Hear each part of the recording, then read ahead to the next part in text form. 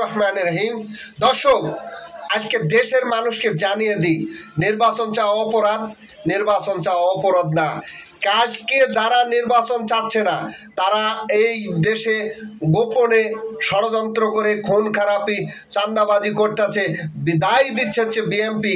আমি আপনাদেরকে একটি স্মরণ করে দিই, আপনারা কথা মনে আছে 25শে মার্চ কালো রাত্রে আজকে নিরীহ বাঙালির উপর ঝেঁপে পড়ছিল কারা? সেই পশ্চিম পাকিস্তানেরা মা বোনদের ইজ্জত লণ্ঠন করেছিল। কিন্তু আজকে যে নির্বাচন চাচ্ছে না জামাত শিবির, এনসিপি, তারা প্রত্যেকটা জায়গায় খুন খারাপির সাথে জড়িত আছে।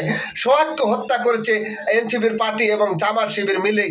এই জামাত শিবির এই যখন কথা উঠছিল তখন তারা গোপালগঞ্জে একটা মিটিং করে তাকে সেখানে একটা হট্টগোল লাগা দিয়ে দেশের মুডটাই পাল্টিয়ে দিল।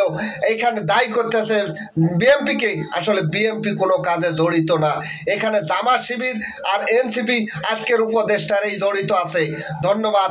কথাটা ভালো লাগলে অবশ্যই শেয়ার করবেন। এই জামাত শিবিরের কাছে ইসলাম ধর্ম কখনো নিরাপত্তা থাকতে পারে না, তারা ধর্ম নিয়ে রাজনীতি করতেছে। এটা স্পষ্ট করে বলতে চাই, ধর্মকে নষ্ট করবে এই জামাত শিবিরা। আপনার কথাটা মাইনেন।